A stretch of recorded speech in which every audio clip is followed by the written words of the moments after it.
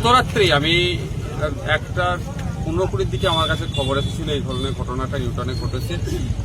তখন থেকে আমাদের যারা নেতৃত্বরা আছে তাদের সাথে যোগাযোগ করি এবং আমাদের রায়নুকে যেহেতু এখানকার একটা দেখে পাটটা অনেকটাই দেখে যোগাযোগ করি, যেটা কি ঘটনা কি দেখলাম, সত্যি মর্মান্তিক ঘটনা। আজকে মানুষজন নিরাপত্তাহীনতায় ভুগছে। কলকাতা শহরের মতো একটা শহরে যেভাবে এই ধরনের গুলিতে মানুষকে মেরে দিচ্ছে, খুন করছে, এটা কোনোভাবে মেনে নেওয়া যায় না। আমরা চাই প্রত্যেকের নিরাপত্তা বলয়ের মধ্যে থাকুক। আজকে পুলিশ ডে, আজকের দিনে দাঁড়িয়ে যদি আমি বলি পুলিশের ব্যর্থতা সত্যি খুব খারাপ লাগে। পুলিশের যে পরিমাণ ম্যান পাওয়ার থাকা দরকার সেই পরিমাণ নয়, ফলে নিরাপত্তাতে গাফিলতি হচ্ছে। আজকে পরিবারের কাছে এসেছি, পরিবারের সাথে কথা বলেছি। পরিবারের মিতার যিনি মারা গিয়েছেন তার পিতার সাথেও কথা বলেছি, তিনিও শারীরিকভাবে অসুস্থ।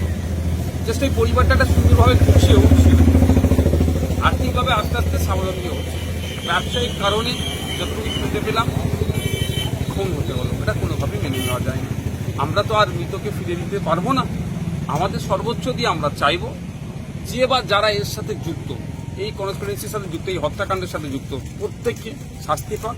এবং আশা করব প্রশাসনের কাছে কোনো রকমভাবে ম্যানিপুলেট না করে যারা এর সাথে ইনভলভ, একে খুন করেছে তাদেরকে চিহ্নিত করে সর্বোচ্চ শাস্তির ব্যবস্থা করুন। এটাও বলে গিয়েছি আজকে।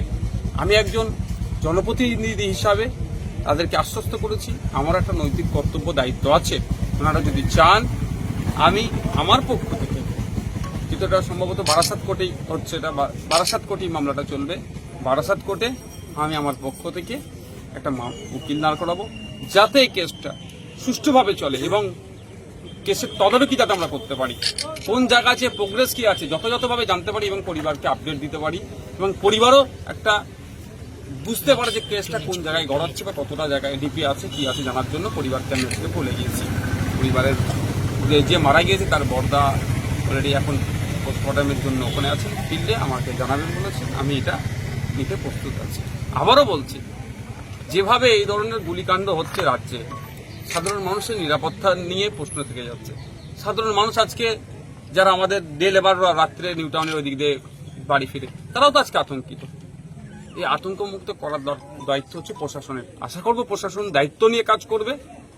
এই খুনির সাথে যারা যুক্ত আছে তাদেরকে দ্রুত চার্জশিট দিয়ে বিচারের ব্যবস্থা করবেন এবং বাকি যারা ডে লেবার থেকে শুরু করে যারা যেখানেই আছে না কেন, যে নাগরিক, প্রত্যেকটা নাগরিকের মনে যে আতঙ্ক ঢুকছে, এটা আতঙ্ক মুক্ত করবে।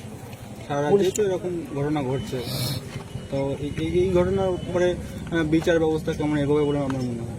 দেখুন, আমি রিপিট করছি, সরকার প্রশাসন যদি চায় দ্রুত বিচার পাবে। আজকে সিরাজ চ্যাটার্জি মানে মৃতের পিতা বাবা, যদি প্রশাসন চায়, আর প্রশাসন যদি মনে করে গড়িমসি করব, তাহলে আমাদেরকে কিন্তু এই যে বলে চলে যাচ্ছি, দেখে চলে যাচ্ছি করতে হবে না, তাহলে আমাদেরকে তখন রাস্তায় নামতে হবে। যেহেতু আমি প্রশাসনকে এক্ষেত্রে আমি ধন্যবাদ জানাবো, স্বল্প টাইমের মধ্যে 3 জন সাসপেক্টকে তিনারা চিহ্নিত করেছেন, ধরেছেন, এগুলো খবর পাচ্ছি। যদি এই তড়িঘড়ি হিসাবে প্রশাসন কাজ করে, তাহলে আমাদেরকে রাস্তায় নামতে হবে না, আমাদেরকে প্রশাসনের বিরুদ্ধে কোনো মন্তব্য করতে হবে না। আর যদি মনে করি প্রশাসন গাফিলতি করছে, আর 5টা কেসের মতো এটাকে ধামাচাপা দেওয়ার চেষ্টা হচ্ছে, তাহলে আমি একজন বিধায়ক হিসাবে বলছি, ভাঙড়ের মানুষের প্রত্যেকের পাশে থাকার দায়িত্ব আমার, কর্তব্য মনে করে ভাঙড়ের মানুষের সাথে যদি অবহেলা হয়, আমি চুপ করে বসে থাকতে পারবো না।